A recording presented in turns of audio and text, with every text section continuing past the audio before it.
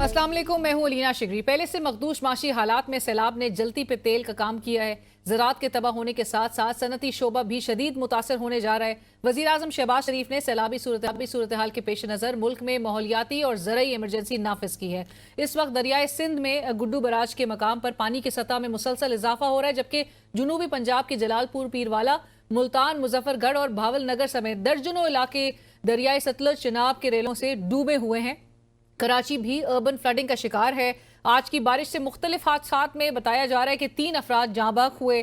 जिस Malir express way का जनवरी में बिलावल भुट्टो जरदारी साहब ने इफ्तिताह किया था, उसका एक हिस्सा सिर्फ 8 माह में ही रेले से बह गया। वजीर आला सिंध मुराद अली शाह साहब का कहना है कि मलीर एक्सप्रेस बिल्कुल ठीक है, जो हिस्सा मुतासर हुआ वो जेर तामीर था। आपको बताएं, आज काबीना इजलास में वजीर आजम ने नाम लिए बगैर सियासी मुखालफिन को निशाना बनाते हुए कहा कि कुछ लोग इदारों की तज़हीक कर रहे हैं। प्रोपेगेंडा करने वाले फितने का मुकम्मल खात्मा करना हमारा अवलीन फ़र्ज है। इसी ज़मीन में वजारत इत्तलात और नशरियात की जानिब से कौमी कमेटी बराए तश्कील बयानिया और जिसकी आगे एक ज़ेली कमेटी कौमी पैगाम अमन कमेटी बनाई गई है। कमेटी में हुकूमती एहलकारों समेत उलमा को शामिल किया गया है और नोटिफिकेशन के मुताबिक कमेटी इंतहा पसंदी, इंसदाद दहशतगर्दी और फिरका वारियत के खात्मे के लिए मुत्तफिका बयानिया मुरतब करेगी।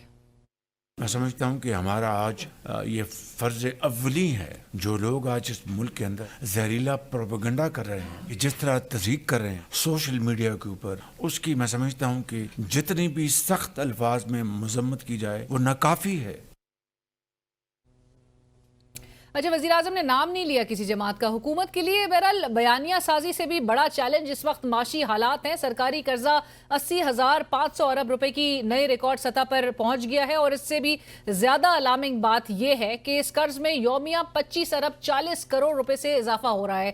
स्टेट बैंक ऑफ पाकिस्तान के आदाद शुमार के मुताबिक पाकिस्तान के कर्ज में पिछले साल के मुकाबले में 13% इजाफा हुआ, जिसके बाद मजमूई कर्जा 9,400 अरब रुपए हो गया, जो कि कुल GDP के 82% के बराबर है। अंदरूनी कर्ज 16% इजाफे के साथ 4,700 अरब से बढ़कर 5,500 अरब रुपए और बैरूनी कर्ज 2,200 अरब रुपए से बढ़कर 2,400 अरब रुपए हो गया है। IMF का कर्ज 13% इजाफे के साथ 2,630 अरब रुपए है।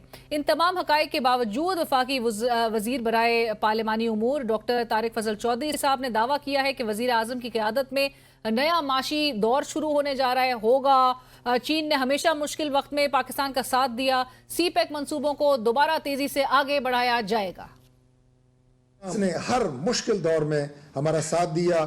कॉरिडोर जो है CPEC, अब चाइना पूरी तरह पूरी मुस्तैदी के साथ, पूरी क्लैरिटी के साथ पाकिस्तान के साथ दोबारा खड़े हो रहे हैं और प्राइम मिनिस्टर शहबाज शरीफ साहब की सरबराही में इस सफर को दोबारा एक नए अज़म, नए हौसले के साथ शुरू करेंगे। और नाज़रीन, दूसरी जानिब सियासी सैलाब भी थमने का नाम नहीं ले रहा। अलीमा खान साहिबा ने अडियाला जेल के बाहर साबिक वज़ीर आज़म इमरान खान साहब का पैगाम रिले करते हुए कहा कि तहरीक इंसाफ व सेनेट की कमेटियों से इस्तीफ़ा दे, उसके बाद वो अहम ऐलान करेंगे। अब मैं कह रहा हूँ, सेनेट की कमेटियों को अब आप छोड़ दें। सारे सेनेटर्स जिन भी कमेटियों में बैठे हैं, सारी कमेटियों से रिजाइन करते हैं। ये आज की उनकी इंस्ट्रक्शंस आ गई हैं कमेटियों के लिए, और उन्होंने ये भी कहा है कि थोड़े दिनों के बाद मैं अगला प्लान ऑफ एक्शन दूंगा। साबिक वज़ीर आज़म इमरान खान की वज़ीर आला खैबर पख्तूनख्वा अली अमीन गंडापुर साहब को अफगानिस्तान जाने की हिदायत के हवाले से एक नया इंकशाफ सामने आया है। वज़ीर आला खैबर पख्तूनख्वा अली अमीन गंडापुर साहब का कहना है कि 9 मई से अब तक उनका पासपोर्ट ब्लॉक्ड है। पासपोर्ट बनवाने के लिए अप्लाई किया, लेकिन अभी तक वो बना नहीं है। अफगानिस्तान वो बगैर पासपोर्ट के भी जा सकते हैं। सीनियर रहनुमा पाकिस्तान पीपल्स पार्टी कासिम गिलानी साहब भी हमें ज्वाइन कर रहे हैं पैनल में, और हमारे साथ मौजूद होंगे bureau chief ABN news Lahore Umar Daraz Gondal. आप दोनों का बहुत शुक्रिया। उमर दराज साहब जो कि वहां पर मौजूद हैं, उमर बताइएगा, इस वक्त आप चूंकि जलालपुर पीरवाला में मौजूद है, वहां वज़ीर आला पंजाब मरियम नवाज साहिबा का आज दौरा भी वहां का हुआ, लोगों की उन्होंने दाद रसी भी की। इस वक्त तबाही का जो क्वांटम है, स्केल है, वो क्या देख रहे हैं आप? अलीना साहिबा बहुत शुक्रिया। मैं जिस जगह पे मौजूद हूं, मेरे बिल्कुल सामने जलालपुर पीरवाला का वो आर्जी बंद है जो लोगों ने अपनी मददाब के तहत बनाया, और उससे खदशा यह था कि शहर डूब जाएगा। इससे हट के लोग अपने घरों के सामने मट्टी और कागज की दीवारें खड़ी कर रहे हैं कि हमारे घरों में पानी दाखिल ना हो। सूरत हाल यह है कि यहां से मुझे आज एक बस्ती में जाने के लिए मैंने कोई 3 घंटे आगे एक जगह पहुंचा जहां एक फ्लाई तंजीम के साथ खाना तकसीम करना था।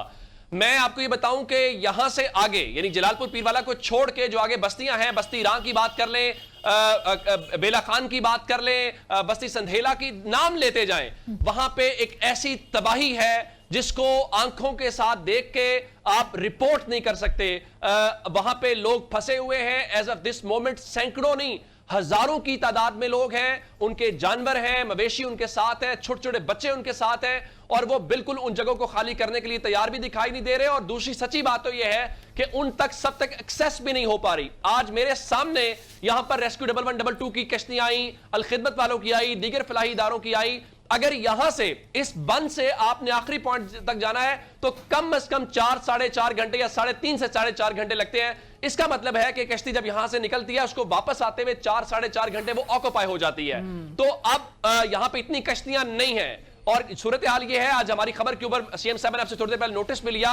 अलीना साहब अब हैरान होंगी, 2-2.5 लाख रुपया उन लोगों से जिनके मवेशी बह गए, जिनका माली नुकसान हुआ, जिनके जानी नुकसान अभी रिपोर्ट भी नहीं हुए, उनसे 2.5 लाख प्राइवेट जो यहां कश्तियां हैं वो ले रही हैं लोगों को इवैक्यूएट करने के लिए। और उसके बाद अब गवर्नमेंट कह रही है जी हम उनको खुद रेगुलेट करेंगे, हम खुद पैसे उनके अदा करेंगे। मेरी आंखों के सामने आज 3 लोग थे, वो आ रहे थे, गर्दन तक वो डूबे हुए थे। 2 खवातीन थी, एक मर्द था। उनमें से एक को हमने, क्योंकि वो खाना बांटने वाली कश्ती थी, वो रेस्क्यू वाली नहीं थी, उसमें एक खातून को रेस्क्यू किया, बाकी उस दूसरी खातून को और मर्द को कहा कि आप आ जाए। उनका हमने नहीं आना, और मेरी आंखों के सामने उनके जानवर उस रेले के अंदर आगे बह गए। जब वापस आए तो रास्ते में कम से कम मुझे वो दोनों मर्दों खवातीन नजर नहीं आए। तो फिर लोगों से जब आगे बात की जाके मैंने उनसे कहा कि आप क्यों नहीं यहां से जा रहे, तो उनका हमारे जानवर पहले जो है इवैक्यूएट करें, उसके बाद हम निकलेंगे। और रही बात कि बाकी चीजों को लेकर, ये वो जगह है कि यहां पर सतलज का, चनाब का, रावी का एक जगह के ऊपर पानी इकट्ठा हो जाता है। यानी आपको जब पानी शुरू हुआ चनाब का या रावी का, तो आपको आइडिया था इस पानी के रैले ने आगे जाना है और इन इलाकों को हिट करेगा। वो इतने हजारों लाखों क्यूसेक के अंदर था, लेकिन आपने इन इलाकों को खाली नहीं करवाया, जिसकी वजह से हुआ क्या, वो सारी की सारी बस्तियों में लोग वहां पे फंस गए। और अब जब इतनी बड़ी आफत यहां पे वो बन गई है कि इनकी कैपेसिटी से, गवर्नमेंट की कैपेसिटी से ज्यादा है। दूसरी बात जो आपने इंट्रो में बात की, वो लोग शिकवा कर रहे हैं। यहां पे आज मैं आपको एक वाकया सिर्फ एक रिपोर्ट करता हूं, आप उससे इंटेंसिटी का अंदाजा लगा लीजिएगा। एक खातून आई, उसके हाथ में कुरान पाक था, मैंने उस वीडियो को रिपोर्ट किया। उसने मेरे सामने कहा मेरी बात नहीं सुनते, इस कुरान पाक का वास्ता है, मेरे बच्चों को वहां से निकालो।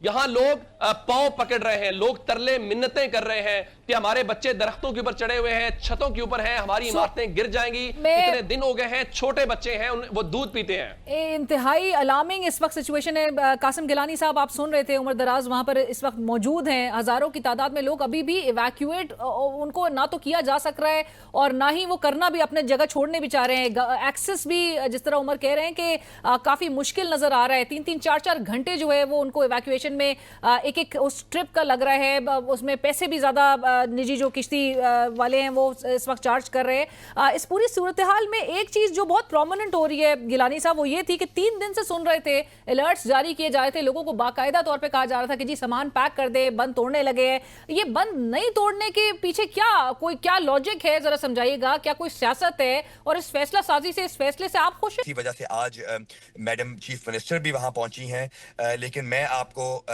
मुल्तान सदर तहसील की बात करूंगा, जिसके 61 मौजे जो हैं वो दरिया बुर्द हैं, इस टाइम कंप्लीटली फ्लडेड हैं। और हमारे जो 2 ब्रीचिंग पॉइंट हैं, एक हेड मोहम्मद वाला ब्रिज जिसकी जो लिमिट थी वो 417 फीट रखी थी, लेकिन पानी जो है वो ब्रीचिंग पॉइंट तक नहीं गया।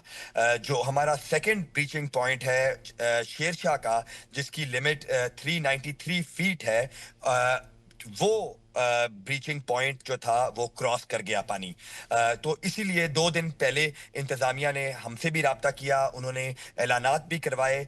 जो 7 मौजे जो लाइकली अफेक्टेड होने थे, जिसमें मौजा हमर था, जिसमें गागर था, कचूर था, कच्चा बोच, पक्का बोच, जमहोर, मिर्जापुर, ये सब इलाके हमने खाली करवा लिए गए। और इस उम्मीद के साथ कि इंतजामिया और जो टेक्निकल कमेटी है उसने ये फैसला कर लिया कि हम इस बंद को ब्रीच करेंगे। लेकिन हम कल सारा दिन इंतजार करते रहे। बताया ये गया कि क्योंकि ट्रेन का ट्रैक उसके ऊपर है, वहां पे ट्रेनों की आमदोरफ्त होनी है, तो ट्रेन जब गुजरेंगी तो तब ये बंद ब्रीच किया जाएगा। लेकिन कल सारा दिन इंतजार करने के बावजूद बन ब्रीच नहीं हुआ, और आज सुबह जब रिपोर्ट मंगवाई तो हमें बताया गया इंतजामिया की तरफ से कि पानी जो है वो पीछे से भी डाउन होना शुरू हो गया है, और हेड मोहम्मद वाला ब्रिज और शेरशाह ब्रिज भी अब पानी की सतह नीचे जाना शुरू हो गई है। लेकिन इसमें जो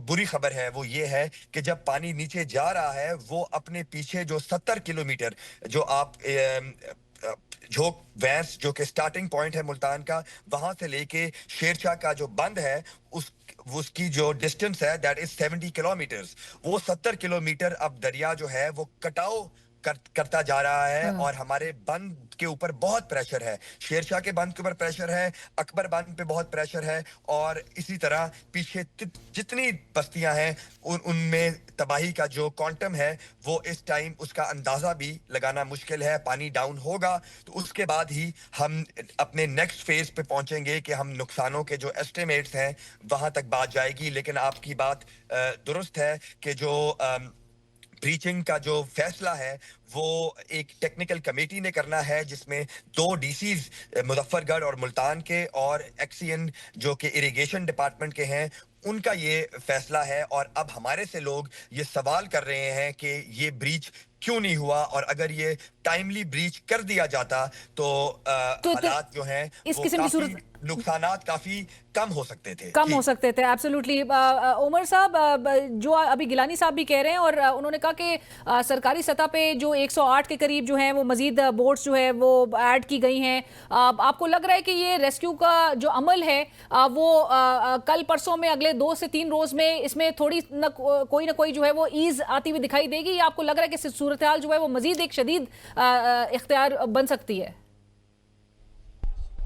जब मुझे नहीं लगता, मैं आपसे बात कर रहा हूं उस समय भी मेरे सामने अभी जो बोट्स हैं वो उतारी जा रही हैं गाड़ी से, और दिन में भी यही सूरत हाल थी। जिस जगह पे मैं मौजूद हूं यहाँ पे सिविल इदारे काम कर रहे हैं, रेस्क्यू 1122 है या दीगर फलाही इदारे हैं या प्राइवेट हैं। दूसरी तरफ जो अलीपुर साइड पर बनती है दरिया के दूसरी तरफ, वहां पे पाक फौज की जानिब से जो है उनका भी रेस्क्यू रिलीफ ऑपरेशन जारी है। जहां तक ये बात है कि अगले चंद घंटों के अंदर या चंद दिनों के अंदर यहां पे कश्तियों की कमी है, इसमें कोई शक वाली बात नहीं है। और आज गवर्नमेंट ने खुद कहा कि हमने यहां पे मजीद मूव की हैं, जो प्राइवेट हैं उनको भी हम रेगुलेट कर रहे हैं। जो आगे असल में लोग हैं, पूरे के पूरी बस्तियां हैं, उन बस्तियों के अंदर लोग फैमिलीज की सूरत में मौजूद हैं, उनके जानवर मौजूद हैं। वो कह रहे हैं हम घर नहीं छोड़ेंगे, हमारे जानवर भूखे मर जाएंगे। और ये जो यहां इस तरफ लोग स्टक हैं वो उनसे राब्ता नहीं कर पा रहे, वो सारा दिन यहां पे खड़े रहे, फिर पुलिस को यहां पे इवन जिस तरह से उनको हटाना पड़ा वो भी बड़ा गैर मुनासिब तरीका था। तो प्रेशर गवर्नमेंट पे भी बहुत ज्यादा है और लोगों की परेशानी भी बहुत ज्यादा है।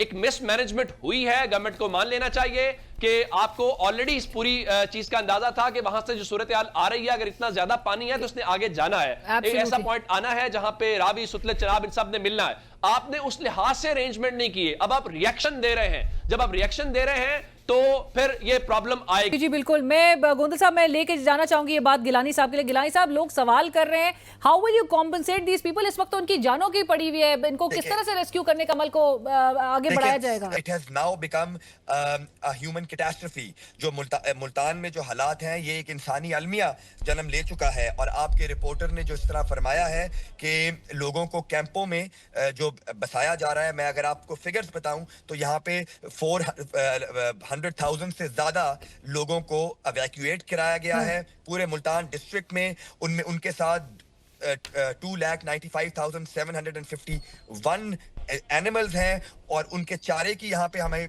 बहुत मसाइल हैं। वनडे जिसको हम वंडा बुलाते हैं उसकी तकसीम के मसाइल हैं। लेकिन आज अगर आप के प्रोड्यूसर वो वीडियो दिखा सकें जो मैंने उनके साथ शेयर की है कि यहाँ पर दरिया के कटाव की वजह से अब जो लोगों के नुकसानात हो रहे हैं, it is heart break to see people's houses falling in front of them. मुझे बहुत तकलीफ हुई। जहां तक आप कंपनसेशन की बात कर रहे हैं, अभी तक हम उस कंपनसेशन की स्टेज तक पहुंचे भी नहीं। मिनिस्टर ने आज ऐलान कर दिया है एग्रीकल्चर और क्लाइमेट, ये जो मौसमियाती इमरजेंसी है, इस बात को हम वेलकम करते हैं, बिकॉज आप जानती हैं कि जब तक हम इमरजेंसी इंपोज नहीं करते, हम यूनाइटेड नेशंस को भी फॉर्मली अपील नहीं कर सकते फॉर ह्यूमैनिटेरियन असिस्टेंस। और जो सेकंड अपील जाएगी मोफा की तरफ से, that would be regarding reconstruction and rehabilitation of the flood victims. मुझे ज्यादा परेशानी अब उस सेकंड स्टेज की है कि जो and I tell you, I am also on the ground, people are not happy with the Punjab government. Punjab government के पास बहुत टाइम था, 2 हफ्ते इनके पास थे लोगों को निकालने के लिए। कैंप्स में बहुत अच्छे इंतजाम कराए गए पंजाब गवर्नमेंट की तरफ से।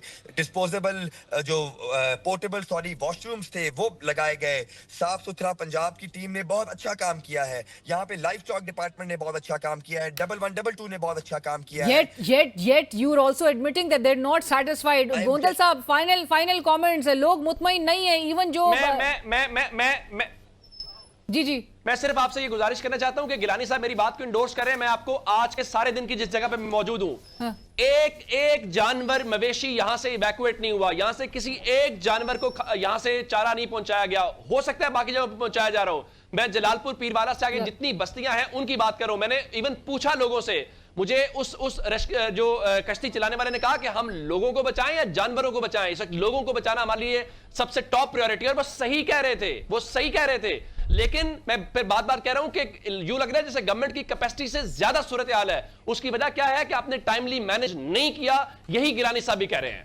राइट। और गिलानी साहब, वी रियली होप कि वहाँ पे जो ताज़ा तरीन सूरत हाल को मद्देनजर रखते हुए तमाम जो इकदाम हैं उनको यकीनी बनाया जा सकेगा और फौरी तौर पे जो लोगों को इवैक्यूएट करने का, रेस्क्यू करने का अमल है, इसको एक शिद्दत के साथ जो कि होना चाहिए इस वक्त और एक मैक्सिमाइज करने की तरफ लेकर आना चाहिए, वो जरूर यकीनी बनाया जा सकेगा। मैं चाहूंगा, मैं तवक्को करूंगा आपसे कि आप हमारे इसको मजीद जो है इसके ऊपर फोकस रखेंगी, मुल्तान के ऊपर। सर, हमारे ब्यूरो चीफ वहाँ पर मौजूद हैं, दिन भर से वहां से सारी जो अपडेट्स हैं, वहां की तमाम सूरत हाल से आगाह करते रहे हैं। एंड इवन जो हुकूमत पंजाब है उसने तक ने नोटिस लिया है वहां की जो सूरत हाल है उमर दराज गोंदल साहब की खबर पे। So we are certainly making our efforts and इंशाल्लाह वी रियली होप कि सूरत हाल को बेहतरी की तरफ लेकर जा सकेगा और लोगों को जो कि इस वक्त एक कर्ब से गुजर रहे हैं और जो कि इस वक्त इनकारी हैं इस बात पे ही कि वो इवैक्यूएट नहीं होना चाहते, उनको वहां से बहरहाल पहली फुर्सत में और पहले फोकस जो है वो हमारा इसी चीज पे होना चाहिए। But thank you so much for joining us. Umar Daraz Gondal साहब, आपका भी बहुत शुक्रिया। गिलानी साहब, थैंक यू फॉर योर। इसी के साथ ही नाज़रीन बढ़ते हैं एक ब्रेक की तरफ, हमारे साथ रहिए।